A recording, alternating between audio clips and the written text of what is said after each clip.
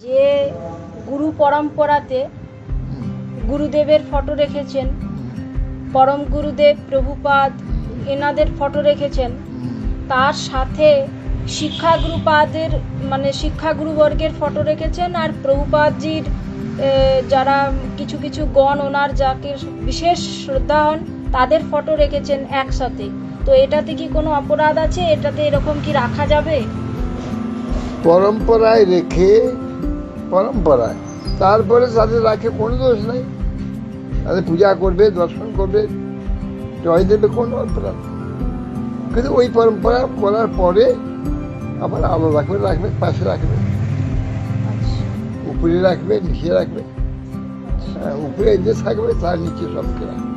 আচ্ছা, উপরে গুরু পরম্পরা থাকবে, তার নিচ দিয়ে যত শিক্ষাগুরু আর সবকে পাশে যদি জায়গা না থাকে পাশে রাখতে পারে, তাতে কোনো অসুবিধা নেই।